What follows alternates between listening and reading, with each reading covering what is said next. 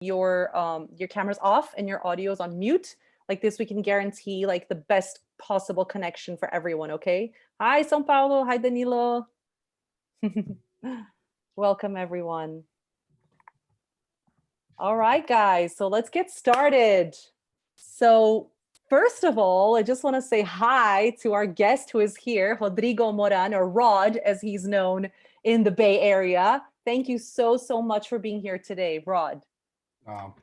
No, thank you. Thank you so much. Hi, everybody. Hola, Brazil. Hola, hola, Mexico. Hello, Russia.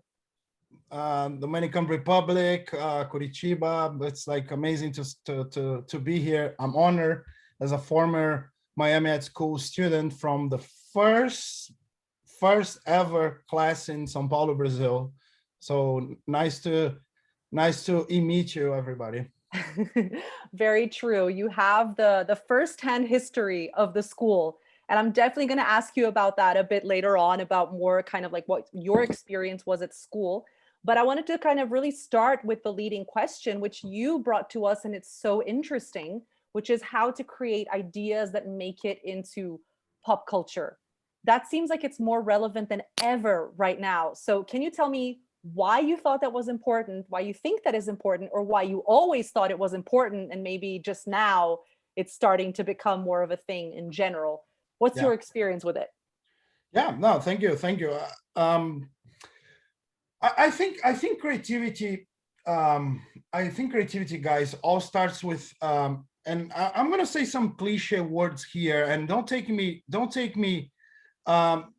I'm boring because I'm gonna be saying some of these cliche words here.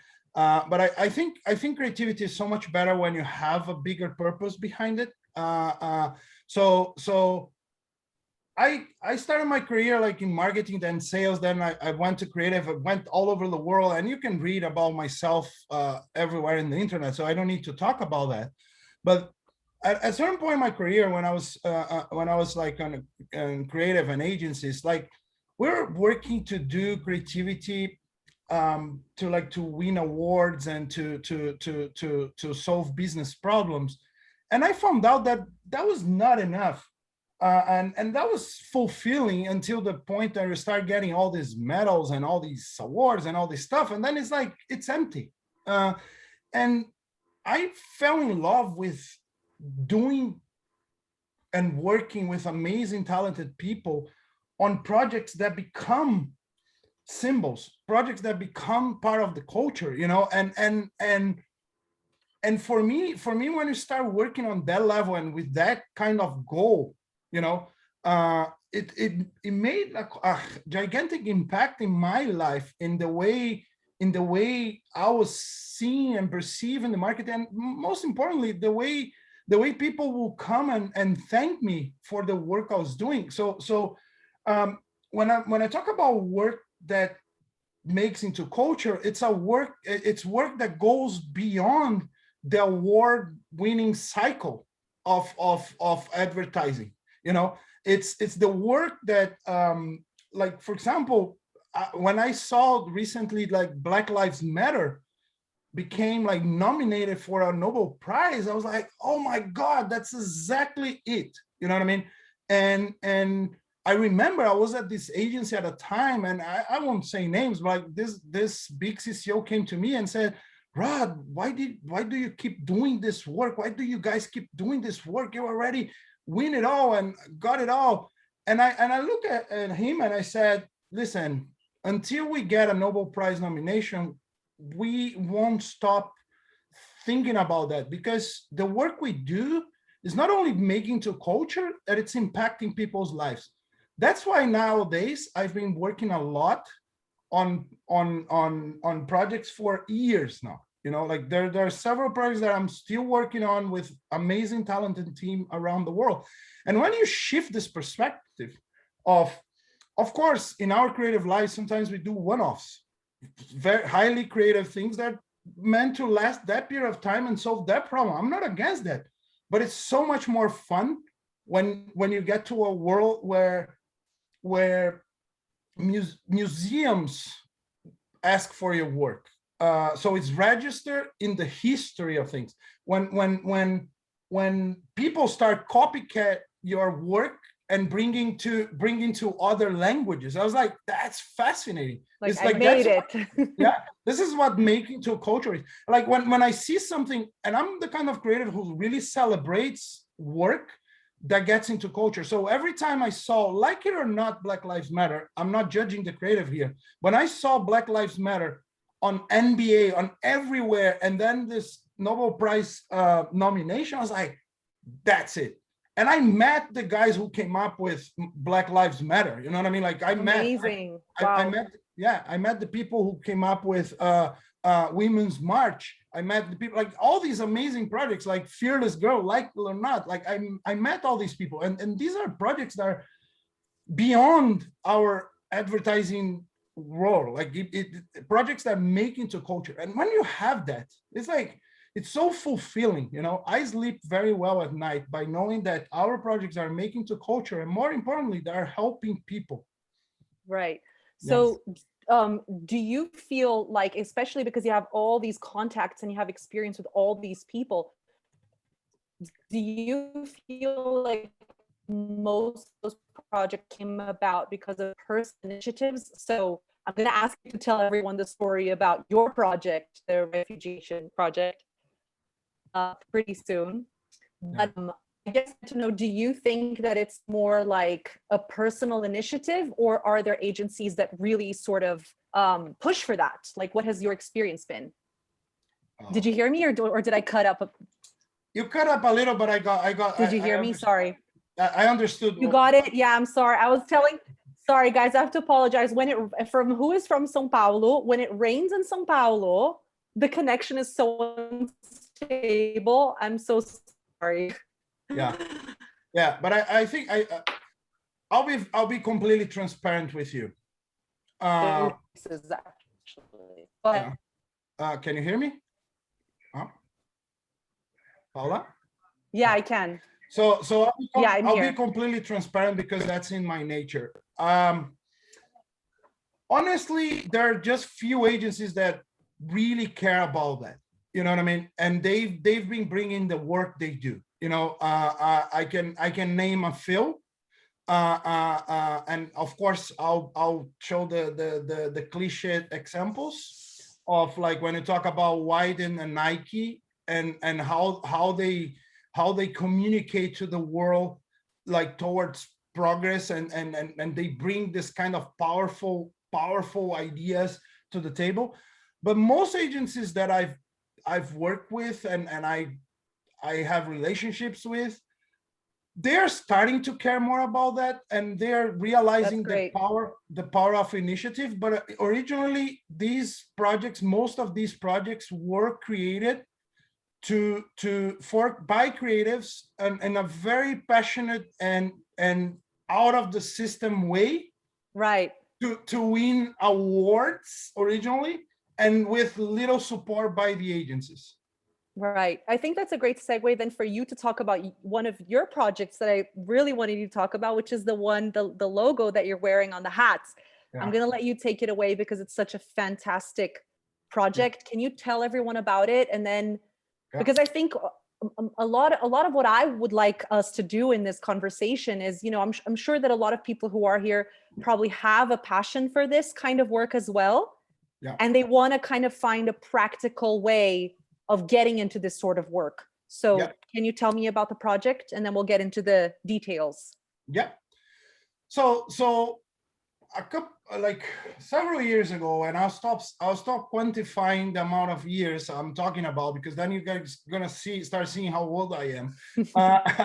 But I was working for this big agency in New York, and I was literally fed up of things taking forever to happen.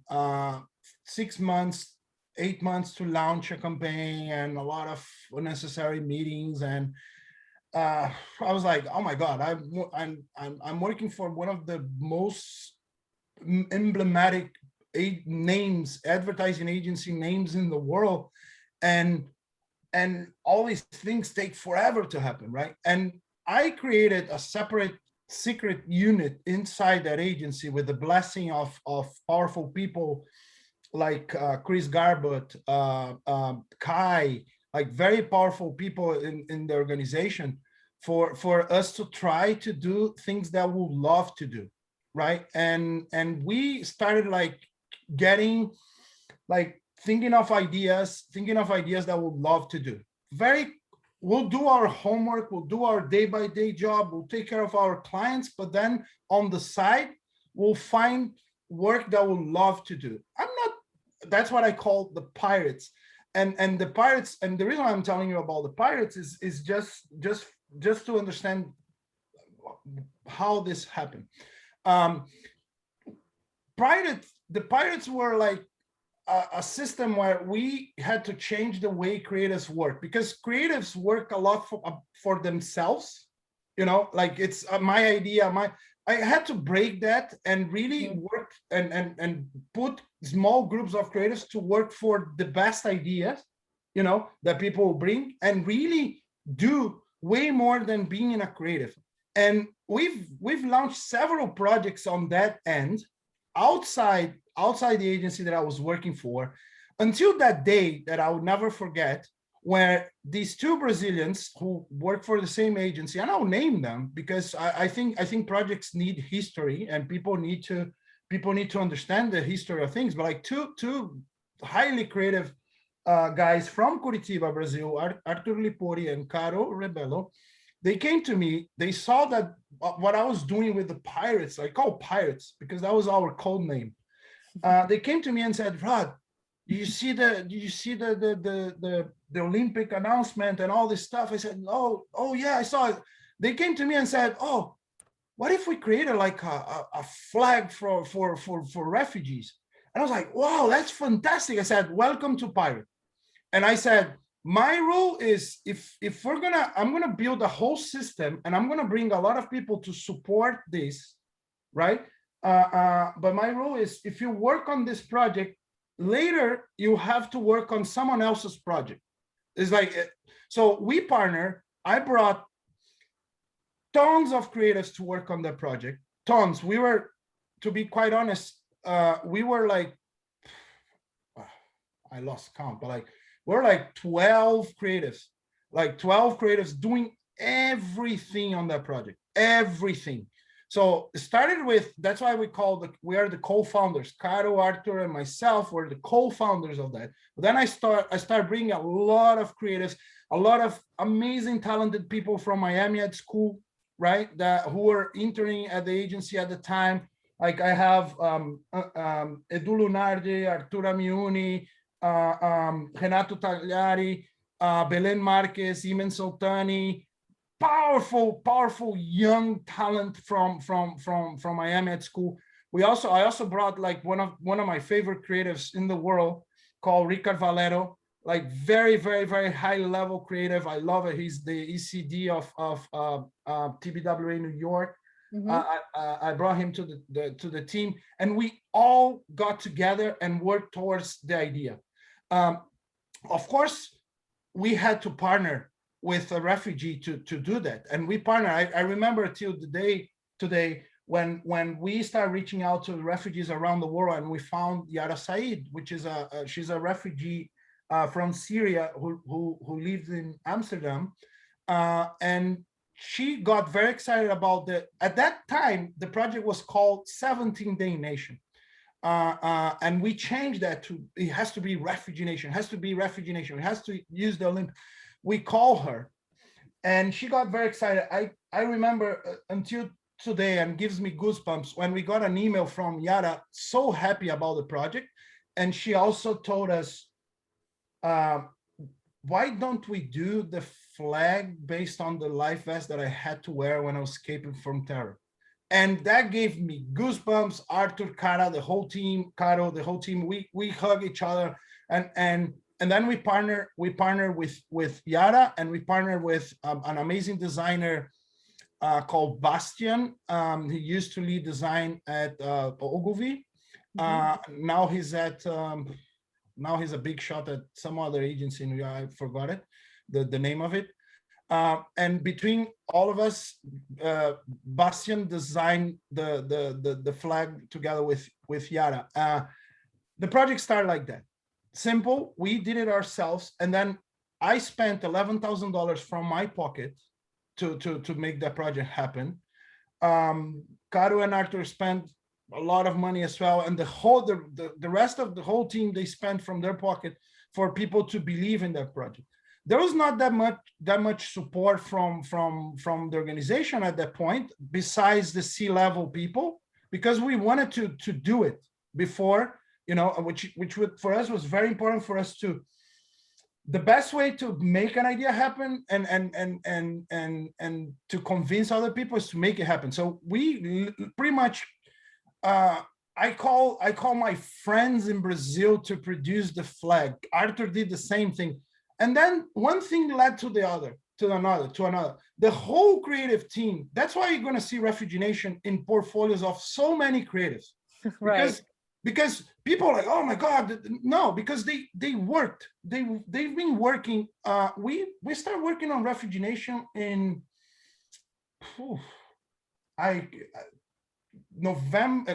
January 2016. We're working on this project until today. Right, because I think we talked about this before, that when the if you look at the flag, the design is so refined, and at the same time the idea is so simple, and somehow that seems like it's not like a formula, but you know, sort of that magic for success is that combination of a simple idea that can be translated into lots of ways, and a very, very refined design. I remember you telling me also about someone who walked in, grabbed the flag and folded it into a life vest, and you hadn't thought of that before, right? Yes. I'll tell that in a second. So what happened with the project is one thing led to the other. We had to create all these. So we created the flag. We had it in our hands. Everybody at Ogilvy started getting very excited, and as you guys know, Ogilvy, and for those who work at WPP and probably other network agencies, they have these internal events where they share between each other. All these big leads of all the offices in the world, they go to a fancy place and they share the work from all the agencies to each other for a committee of creatives to choose the best work of the year for the company to celebrate and even invest. That's in WPP is called cadre, and I have a great friend who works for GUT. His name is Ricardo Casal, and also Juan and Carmen. But like Ricky was telling me that during that cadre, when the flag was shown by our CCO in front of everybody, the team kind of the jury behind that, they were like, oh, that's cool. Then Ricky was telling me that Gaston, he looked at Gaston and Gaston looked at him, and Gaston said, that's, I don't know if I can say bad words here, but sorry, I apologize, but that's awesome. And then Gaston raised his hand and said, Ricky wants to tell something. And Ricky stood up. He was at David at that time. He stood up and he said, I'm sorry, guys, but this idea is absolutely amazing. This idea is absolutely amazing. And after that cadre meeting is where Ogilvy got completely on board and supportive of the project. And that's magic, because then you have your best producer helping, you know, all this stuff. Imagine that was before it was me, Carlo, Arthur, Belen, Ricard, Gil, and everybody pitching ideas, pitching things. Like it took us 8 months in exchanging emails with the MoMa to get the flag there. It got us, like, imagine for us to get inside the US department and all the museums in the world and British Airways, like there's the case is so gigantic of things that we've done. But then we went full power. And it's because we are working on a system where creatives should work for the idea, not themselves. Eduardo Lunardi is one of my favorite art directors that I've worked with, and he's from Porto Alegre, but like he's from Miami School, São Paulo. He's Brazilian, cool. Brazilian. One day he came to me and he said, Rod, check this out. And he pretty much got the refugee flag and start folding it. Boom, boom, boom, boom, boom, boom, boom, boom. And I was like, what are you doing? And then he folded the flag in a way that he recreated the flag, but like he recreated by folding the flag, he recreated like a life vest.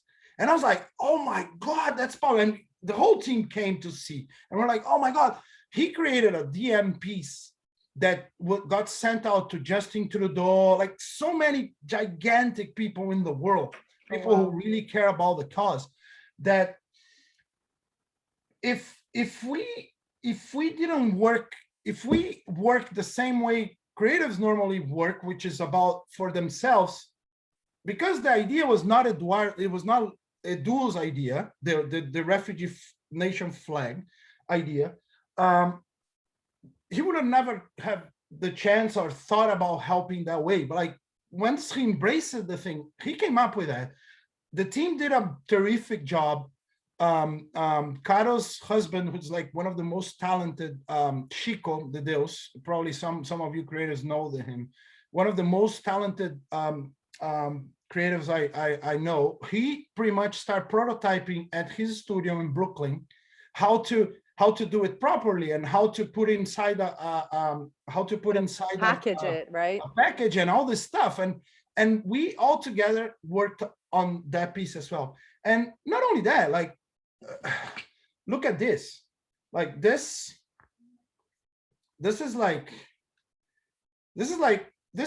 happened after winning all the awards, all the things, everything that you could think of. Like we found this company in Amsterdam that employs refugees, and what they do is they repurpose. There are more than 1 million abandoned life vests in Lesbos, Greece, worn by refugees, and abandoned them. They're big environmental problem. We found out that company, and by the way, the owner of the company, I know that's too much about Brazil, but the owner of the company is Brazilian. His name is Tami, and he was a great friend of Yara at the time, because both of them are in Amsterdam.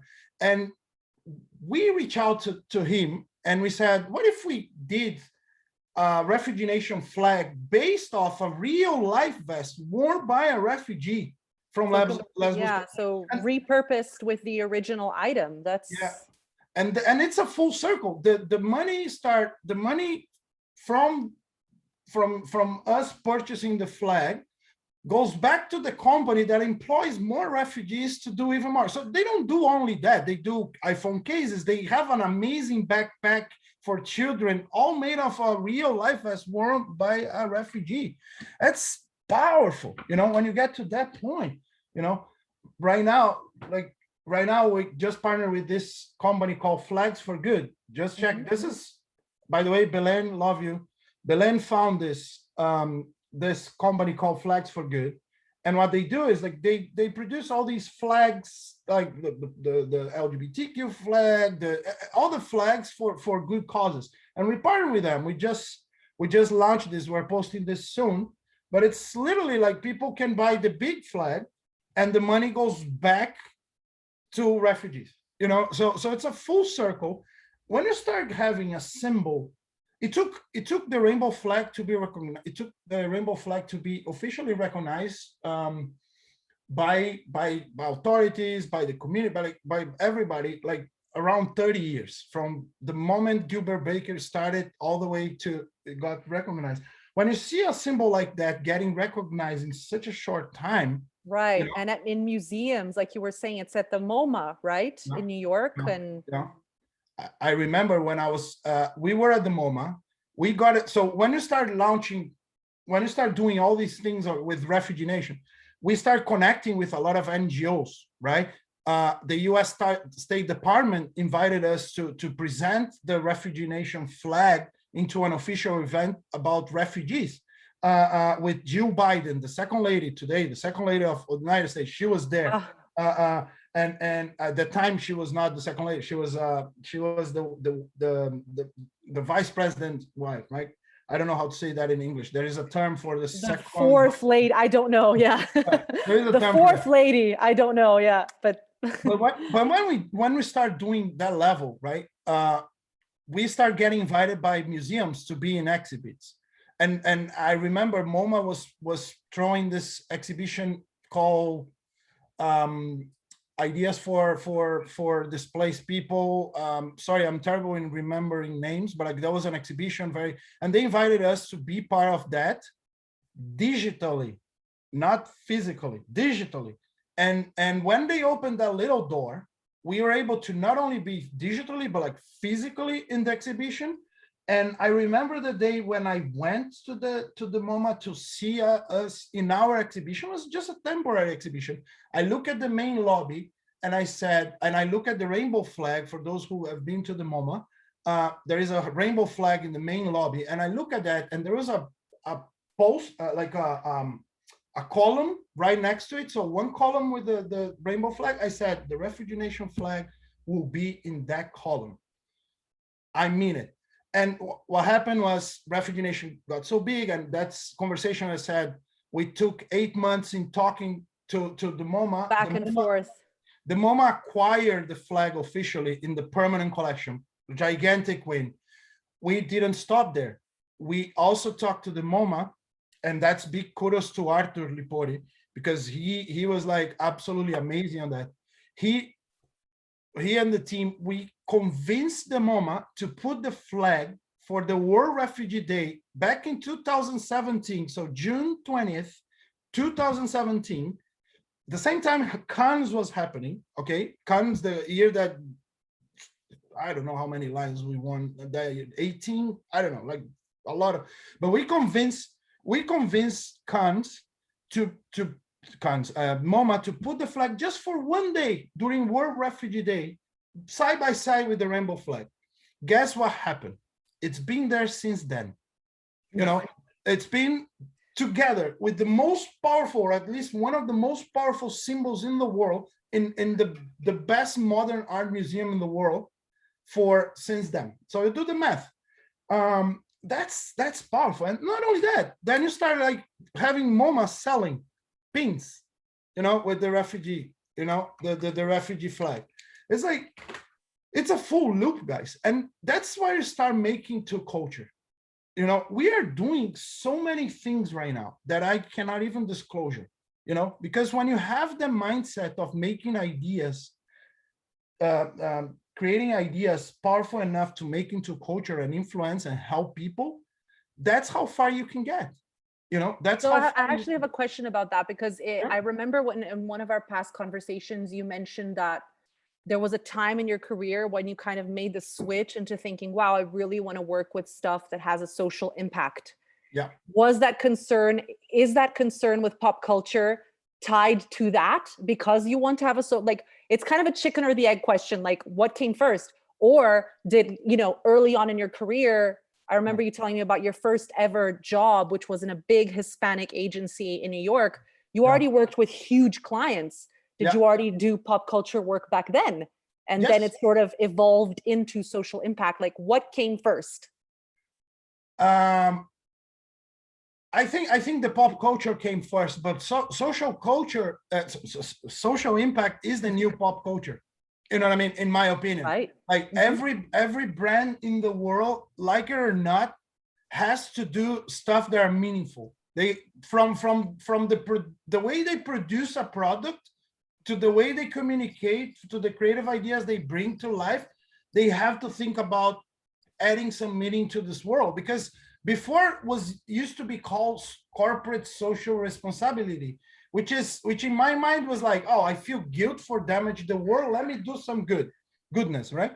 Now every single brand tries to do something impactful. Even, for example, when Apple does an ad that is nothing to do with making a world a better place, they are, for the product they're doing, they're thinking through the sustainability chain and how to harm the environment less. And the more companies function like that, the more they become brands that belong to culture. You know what I mean? So it's kind of, both things kind of are interrelated. It doesn't mean that everything that becomes culture needs to be social impact. But what I can guarantee you is social impact is the new making to culture thing. You know, young consumers, they really advocate for gigantic Yeah, and brands. they're demanding it It's as like, part, like, yeah, like I will only buy from this brand if they stand for something, and if they don't, yeah, they'll just go buy something else somewhere else. yeah, they buy some, and they not only buy, they advocate for the brand. They repost brands work. Like, it's, they become like brand ambassadors of brands that they really believe. If remember the Copernic, sorry for the cliche examples that every creative brings in talks, but like the Copernic work, that's like absolutely fascinating. You know, Yeah. it's fascinating, like that, seeing all. No, I think that example is not a cliche because it was such a groundbreaking piece of work that it's always gonna. I think it's always gonna be remembered as sort of like the ground zero of that. Like, okay, from then on, it was, yeah, it was crazy. I It's want to like, go ahead. just one more thing, like brands became the new democracy. You know, they have so much power now and so much money, you know. And I didn't come up with this sentence. I think that sentence was said by Richard Edelman. By the way, I work at Edelman, but like, and he always said that the brands are the new democracy because they have the power of a really. The downside, sometimes they fuck it up with some things in the world, but the other side is like they can really shape culture, you know, Mhm. not only in the pop culture and fun and trendy, and but like in terms of the this new culture of we need the better world, right? Yeah, for sure. I just want to say something that I forgot to say in the beginning also to people who are participating. You guys can send questions in the chat. Now that we've talked a lot about Rod and his work.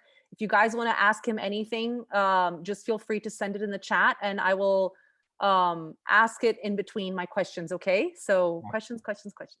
Yeah, I want to ask you now yeah, about the other symbol that you were wearing, which is WhatsApp. yeah. I think a lot of people, I mean, I know I'm personally curious as to like, what is a creative job at WhatsApp? Like, can you Yeah. describe to us kind of like what you do, how you see creativity playing out in there? And then a personal curiosity for me is if you see WhatsApp as a vessel for pop culture because people are sharing pop culture in it, Yeah.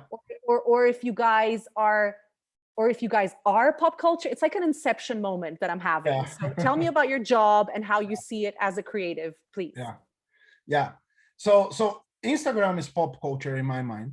Instagram makes pop culture. WhatsApp is different. But I'll get to there very soon. Um, you guys are looking at WhatsApp, right? It's there was a time in my career when I decided to do creativity for good. Okay. I left the agency world. I was like, I really want to focus 100% of my time in doing creativity for good, and and and and focusing on most of my creativity in something that helps people. And I adventure for some very cool places. Like I work with Lorraine Jobs, Steve Jobs' wife. She has a social impact company here in Palo Alto, here because I'm close to San Francisco. I'm in the Bay Area, um, and I adventured there until I remember that day when I got an email from Facebook for me to, like, offering me to work for WhatsApp. And I was talking to my wife, and I was like, wow, that's interesting. Never thought about that. And then the more I talked to her, we realized like how, like, that WhatsApp is probably one of the brands that help people the most. And if I could join and work and lead creative inside a powerful brand like WhatsApp, I'll be, no matter what I'm doing, I'll be helping people. It's not about helping only poor people or no, it's about helping people in a bigger sense. And the reason why I joined WhatsApp is because I truly believe that WhatsApp really helps people. um, we have some problems, yes, we have, like every other company, but I truly believe from helping dialects to not disappear in India, to be the soul of refugees, to be in this pandemic time the place where we are ourselves in our groups with our folks and our families. It's powerful. And I realized that I could lead and influence creative and do creativity for good on a scale that I could never imagine before. WhatsApp has 2.5 billion users. Wow. 2.5 billion users. WhatsApp is bigger than Twitter in the US. Like, just for you to understand, like, even though US is not like, but like, we're a gigantic brand. And I joined the brand because of that. Because I saw that if I with the mindset I have, with the right creatives working inside WhatsApp with me and the right partners, I can really transform WhatsApp in the most attractive brand in the world for creatives. And we'll do that by doing amazing work that impacts our people's lives. Like, that's a dream job. And that's why I shift and I accept that to work for WhatsApp. And it's an honor for me. I love what I do, and I love the company I work for. And it's been quite a journey. I've been working for WhatsApp for a year and a half.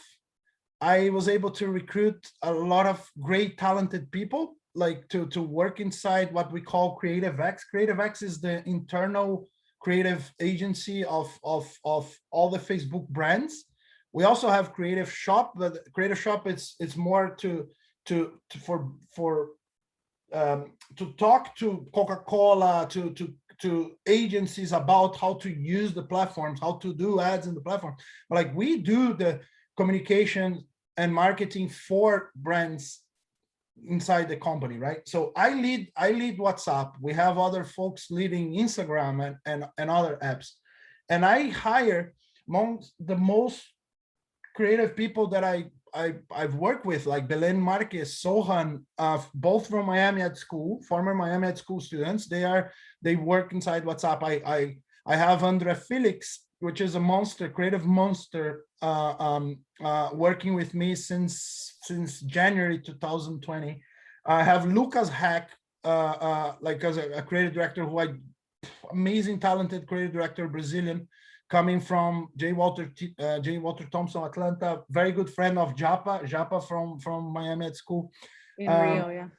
Yeah, I started bringing like a team. I hired Devin from Wyden, amazing creative as well. So I started building like a small team, but also working with agencies like Alma BBDO, like BBDO around the world.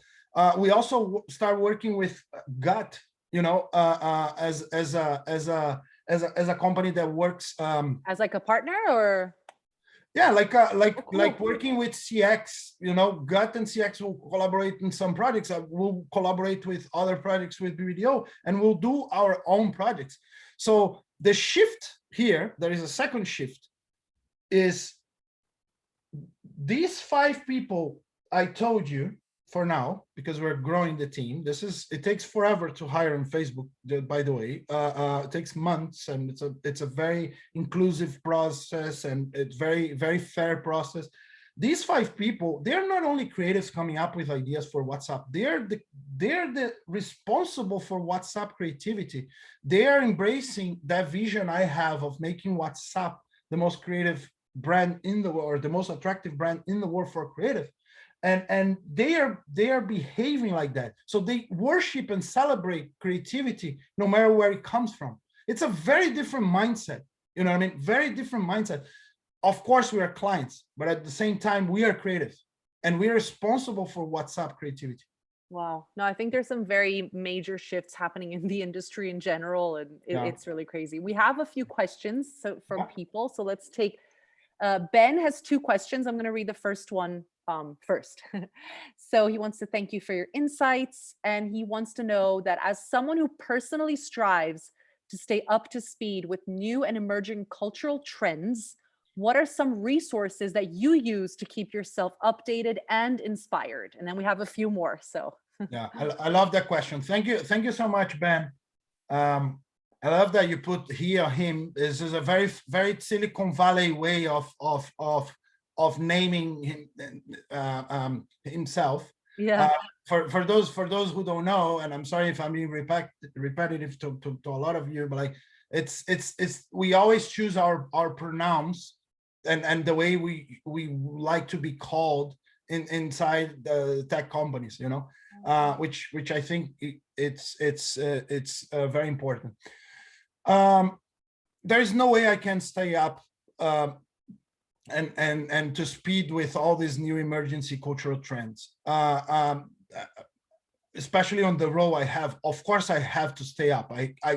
I try to read everything, I try to watch everything, but like my strategy, I'm surrounded by people who are, you know what I mean? I really do. While I can focus on what I call creative leadership, which is taking care of people,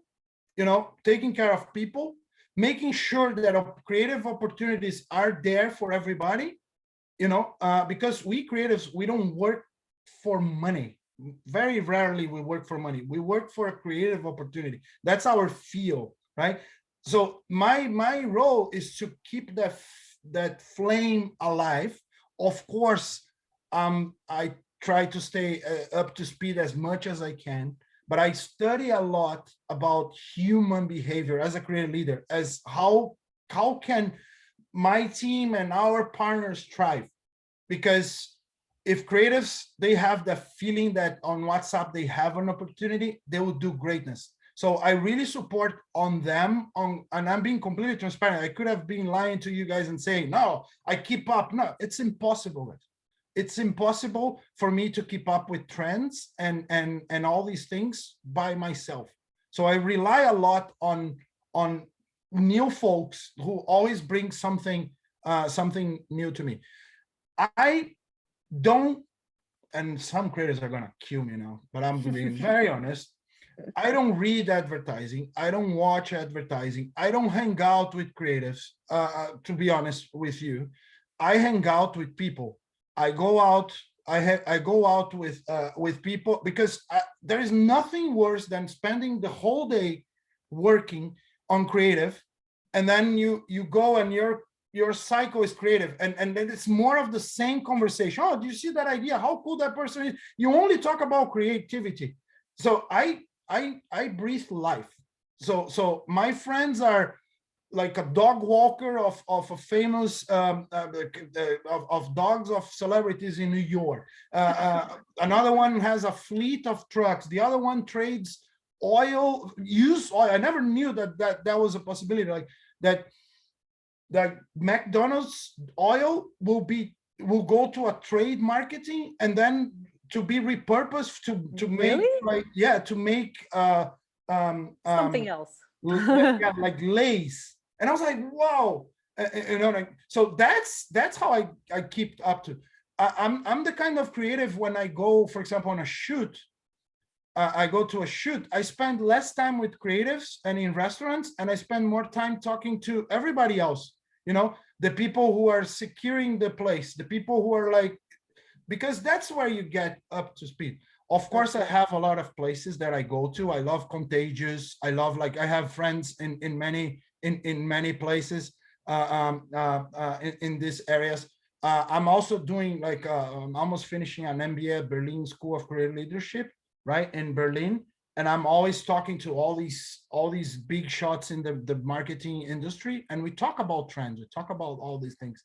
But for me personally, I'm surrounded by people who really help me with those inputs.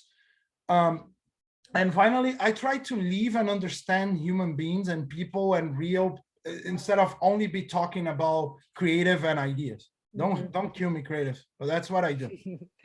All right, Ben's second question is, he also wants to know your thoughts or perspective on the new-ish audio drop-in app Clubhouse and how you view this in relation to WhatsApp.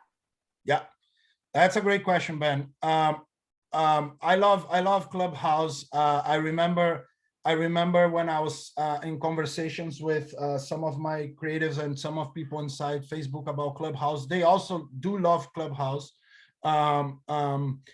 I think Clubhouse is very different from WhatsApp. That doesn't mean that because it's different is not a competition. I think, and I'll go back to Clubhouse in a second. I think apps like WhatsApp, their competitors are not are everything, because brands compete against attention. That's the competition, like brands compete against like a tweet by a president, or news, or a Netflix series. It's a wider range of what I consider competition. But in terms of, so of course Clubhouse takes attention away from WhatsApp in terms of if you look from the competitive lenses. But it's an app that we can learn a lot from, a lot from. Um, the challenge now for Clubhouse is to see how, because they grew to so much, they're like, Fast. yeah, 10 million people. Yeah. But it's now what's next? You know what I mean? It's one of the most exciting things I've seen recently in terms of I joined a gut meeting on Clubhouse, where Ricky and Carmen, the environment, and it was so cool, and I think it's a powerful app. In terms of WhatsApp, is we're in the world of close connections. It's the place where you can be yourself. It's that place that you, with your friends, your family, it's in terms of behavior is different from Clubhouse. That doesn't mean that we cannot learn from Clubhouse, and unfortunately I cannot tell you some of the things we could do, because I can. Not yet anyway, I'm sure. We'll find out soon enough, I'm sure. Yeah. All right, we have one more question, then, and I want to go back and ask you about Miami Ad School a bit, about your experience there. So Elena, I hope I'm pronouncing your name right. She has a very interesting question. She says, brands being the new democracy, as you said, and so into this new social environmental role will, at some point, really reshape how people buy new things. Yeah. Because brands will still need to sell things to survive. Yeah, that's a very interesting question. Yeah, because if we, great question. If Thank you, Elena. If we go from the lenses of brands selling things, physical things, yes, that's right, because it gets to a point where they have to sell more. But the most important point is, like they have to sell better. If you think about what Apple did, and I'm an Android person, guys, but I'll tell you about Apple. Apple keeps selling more and more and more, but like they really think about this social environmental role a lot, and they create a brand that sells more where you are feeling good about it. But not only that, they're creating these brands that, because physical products, they're just commodities. There will be someone else who do the same product. It's just a matter of time. You buy Tesla right now, and then later on there will be a car similar to Tesla. Physical things, they become commodity. What's not a commodity is the experience you can also buy. So, for example, when you buy Apple nowadays, you're not only buying Apple. We are buying the music part, the entertainment part. You're buying the cloud part, and etc. And because it's like the whole ecosystem, right? Yeah, it's a gigantic ecosystem that makes them sell more. They do sell more. Like Nike was a perfect example. They did the Copernic thing. I'm just talking about the campaign. Everybody freak out. A lot of people start burning the products. The stocks went down. Guess what? They sold, I don't know, 30% more, and their stocks end up going 25% more. That doesn't. We have a big environmental problem, Elena and team. We really do. We cannot keep living in a world where we have to be selling more all the time. We have to find another way. I think clever brands realize that they can go into experience. They can go into and content production too, right? Like, yeah. So that's my take on that. Cool. Awesome.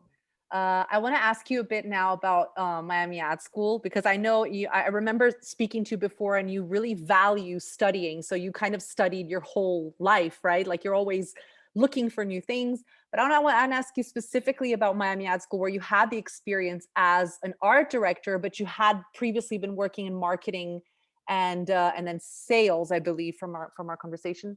Yeah. So I guess I want to know, like, what was the main thing that you learned from Miami Ad School as an art director? Because I remember you telling me also about the craft, that you were very impressed with the level of craft that you got, but Yeah. then also as a creative, like in terms Yeah. of conceptualizing and ideas and things like that. Yeah. Yeah. Before I answer that, I just want to thank everybody for the chat here. It's very great. And saying hi to Gabi Chintori. She's part of my class from Sao Paulo. No way. How are you, Gabi? So just saying hi. Of course. Miami at school is everything to me. And I was blessed to join Miami at school that at the time when Miami at school was not well known still, because it was the very first time Miami at school was coming to Brazil. There was a partnership with ESPN. ESPN, no, with the university. I went to ESPN too. I'm graduated in advertising marketing at ESPN, but I went there, and it was very interesting for me to be surrounded by amazing students. All these students, most of these students from the first class, what they were seeking at that time, and sorry, Gabi and the rest of folks who might hear that, they were already people, they were already creatives in the industry. They were already, a lot of them, working for big agencies. They have at the time awards and things like that. A lot of awards. We had a guy in our class with a Grand Prix in digital in Cannes. Like, I was like, whoa, you know. So I got blessed to be surrounded by those monsters, and I learned a lot from them. And what I love about Miami at school is, first, like, art direction in Brazil is fantastic. You know, if you are an art director and you're looking for another quarter away, please do one quarter away in Brazil, because it's like Brazilians are obsessed with the craft and the visual of things. Brazil was probably the country that invented this this advertising that was very visual, like a visual idea, simple line, you know, in a world where it was very different. Like it or not, we have a big part behind it. So our direction in Miami at school is fantastic. The level of pickiness, pickiness from the teachers from Miami at school and the students. But most importantly, it's what we can, like, when you go to a school, you're spending money. It could be your money, your father's money, or bank, whatever. But like, someone is paying for that money. If you go to a school like Miami at school, and if you only rely on learning theory, on things from the teachers, you're just 30%, 40% there. You can learn so much from each other, from the other students, you know. And that was the best thing for me. And on the top of that, you can go elsewhere. You can do programs around the world, you know. At that time, there was no Miami at school Punta Cana. There was no Miami at school Santo Domingo. There was no Miami at school Buenos Aires. Are you kidding me? Argentina is one of the best creators I've seen in the beginning of my career. Came from I know. Miami Ad School, it almost feels like a playground now. You're like, where do I want to go to learn? You're like, so many options. Like, and a school that allows you to go to places, you know, like New York or Budapest or you know, Japan. I know people who are interning remotely in Tokyo right now. I'm sorry for you guys to be remotely interning, because I love Japan, but that's fascinating. So that's the power of a school like that, because you start building this gigantic network and learning so much from the best in the industry. Miami at school is very good with also student awards, which I think it's very important, because it kind of shows you. Remember, I'm not against awards. I just think awards are not the objective of things. I think awards are the consequence of great work. It's a very different mindset. But like my MEd school really pushed you to work on student awards. And what the students award, student awards are very important to a creative who's starting or someone who's like already experienced but wants to go back, is because it kind of teach you how to win big awards in the future. You know, it teach you storytelling, teach you how far you should get in a project, you know, to win an award.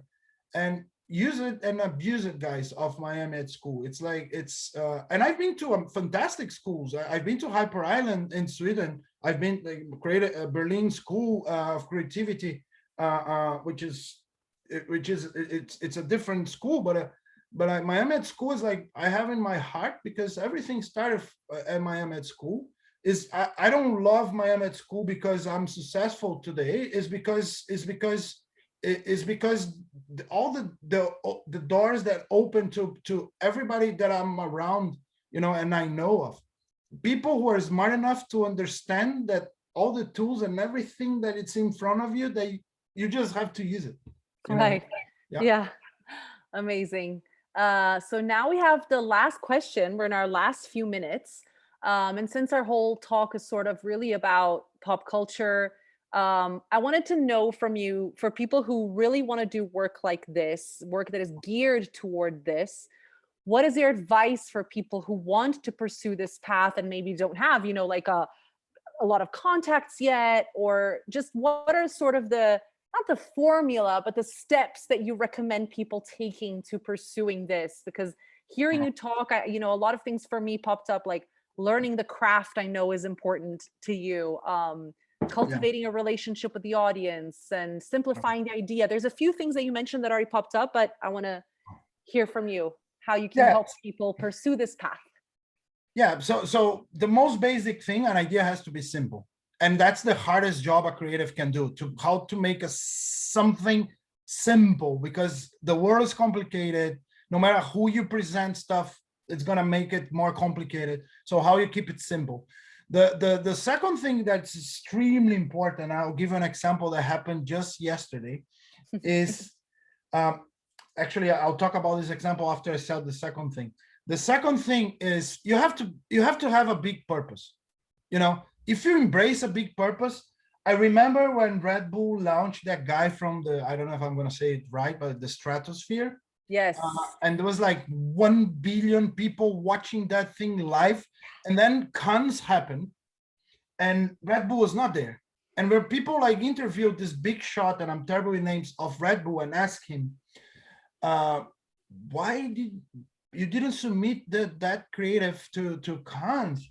Why is that? You would have won all the Grand Prix and all this stuff. He said, because I don't do advertising, I do news. And it was like, whoa. Yeah, it's like, oh, okay. when you have that in mind, like that, in the leadership cliche world we say North Star, but like when you have that, it's so much easier. So if you find that, and guys, it doesn't have to be I'm gonna save the world, I'm gonna do social impact, or gonna do work that makes into culture. It could be something completely different. But if you have that, it's easier. And the third thing, it's the most important, because if you have the North Star, automatically you won't quit on things, because you know what I mean, you won't quit on things. So I'll give an example from a guy. I'm working with him right now. I'm talking to him, not right now because I'm chatting, but I've been talking to him. He's based in Spain. He was my intern. He's from Miami at school. I think he already graduated, and he came up several months ago with an idea against racism. You all know what's happening right now with in the world with coronavirus and the Asian community and all the races. Yeah. It's pretty tough, it's pretty bad, pretty serious. I feel ashamed of what's happening in Atlanta. And of course, that happens everywhere. The problem is like when it happens in the US, boom, really escalates in terms. Man, that guy came up with a power. I won't tell the idea. That guy came up with a powerful idea months ago, like several months ago, around races. Powerful idea. He started put it everything together, boom, boom, boom. Then they stop it. And I was like, when I saw what happened in Atlanta and all this stuff, I was like, where the heck is that idea? Oh, Rod, I was like, don't imagine if your idea. So I'm like helping him to bring it back, the idea, like getting him another partner to work on that on that idea, to support, like, because if you have a bigger North Star, you don't quit on ideas. You know how many times I heard, and you might have think the same way right now, I heard, this is just a flag. This is just a flag. This is just a flag. This is a Zoom call. I wish I could share a presentation of how far we've got on the project. Like I have a document with more than 100 pages of things that we're like been doing, are doing, will be doing, and then you see how far things get. We talked a lot about this guy, but there is another project that it's not as creative as this one, but it's like it's a simple font based on the rainbow flag. Right now I got an email, not right now, I got 2 days ago, and we are working on a Greek version of it. Like we went away from using the symbol, the font in the Roman alphabet. Now we're going to Greek, we're going to Arabic, we're going to Chinese, Korean. As a matter of fact, in Korea, we have a partnership, and they recreated the whole project in Korean, and for the whole LGBTQ, and I know there are more letters there, Q2I, it always gets bigger, and that happens because North Star, and we never quit. Ideas don't stop. Some of them, yes, but like ideas that make into culture, they don't stop after winning awards. I really want creatives who like really, if there is a legacy, I'm being too presumptions right now, but if there is a legacy that I would love to, the day I die and to be remembered by, it's by creatives never quit on ideas. Also, they never stop after awards, because I think it's extremely important. I've seen like 3 years ago posters that with the rain it could show like they leave a substance in the air and kills like malaria and mosquito. I said that's amazing, and like a billboard in Peru in the desert, whatever, I think was in Peru, that from the air captures and do drinkable water. I said these were one-offs to win awards. Yeah, they won gold, they won whatever. But I said, imagine if those guys didn't continued. stop. Oh my God, they could have done, But that's what I really would like to for you guys to see and advise. And when I was at Miami at school, and before Miami at school, when I was studying advertising marketing at university, we don't have all the tools and all the channels and all the ways that all of you guys can start a project right now, launch it, promote it, pitch it to the press. You guys can do it all. Before, it was not like that. You had to work for an agency, pitch to a big client. Now you can literally start everything on your own. And if there's one good thing about the world we're living right now, it has shown that like people with innovation, they can do a lot of things by themselves. Yeah, so and connect and use all these different platforms, including your current company, to connect, right? And you can partner with someone across the world. All right, I'm going to take one last question from Scarlett, and then we'll close it out. We're a little bit over an hour, guys, but thank you for sticking around.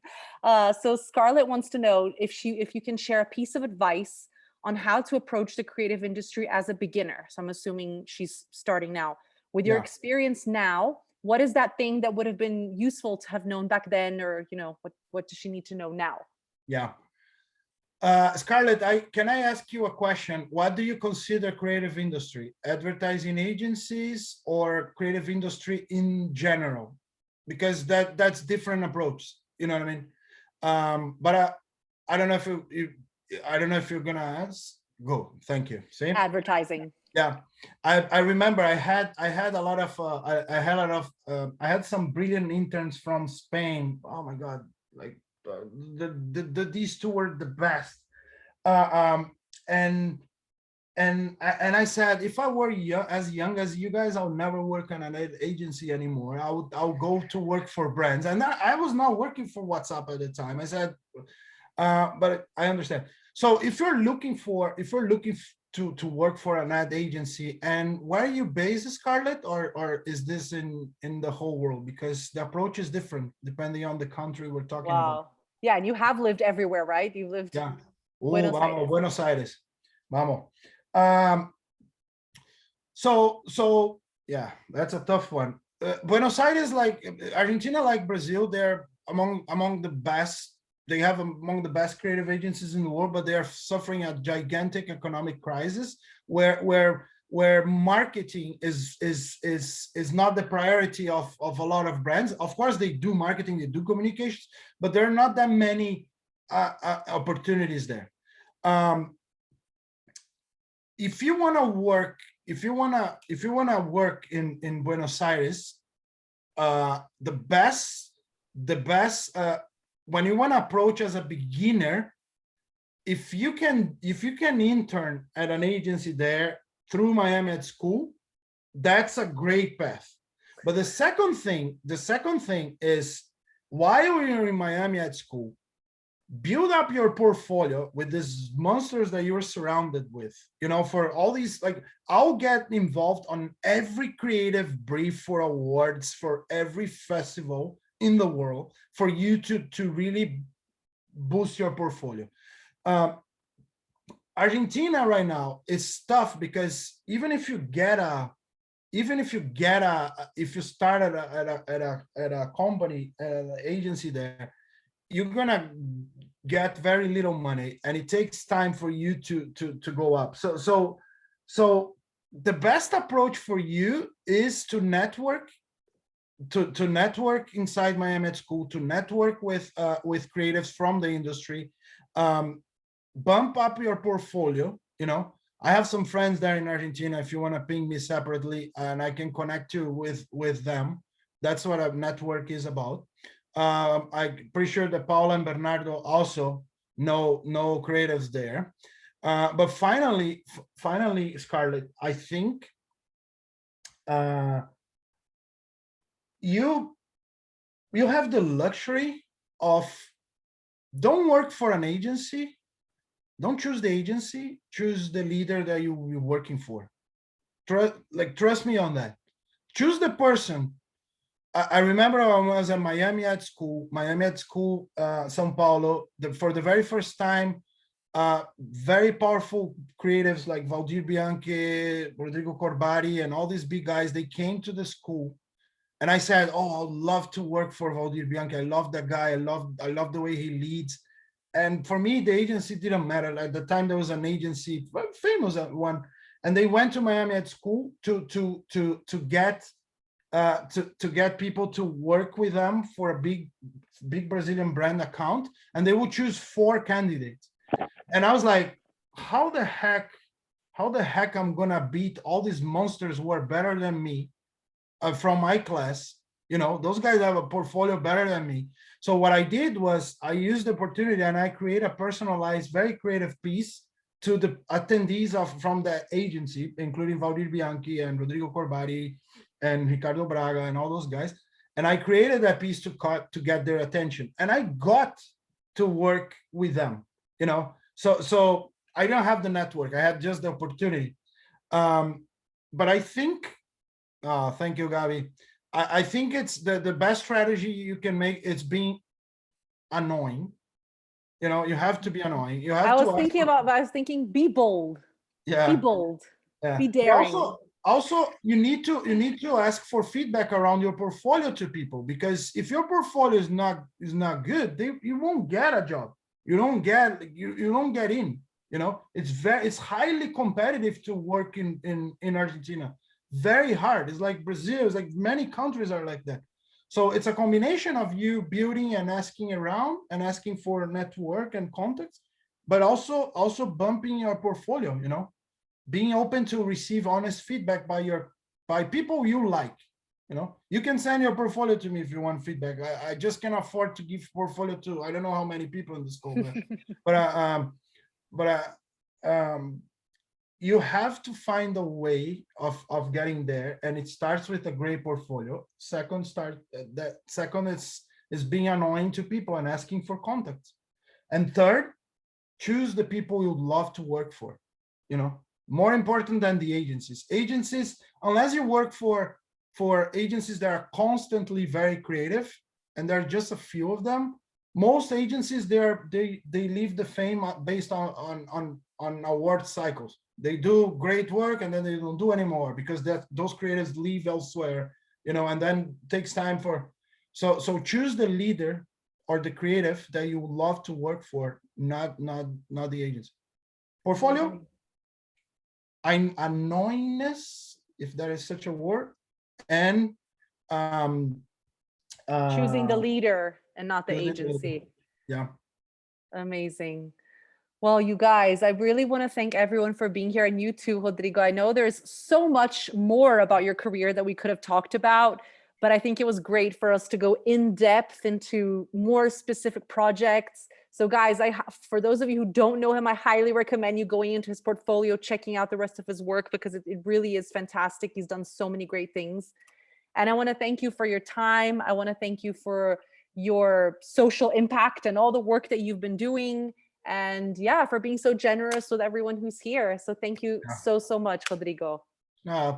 Thank you, everybody. It's an honor to be here anytime. The school can share my email with you. I'm a slow responder to emails because I receive tons of them, but I promise that if you are annoying enough, I'll respond.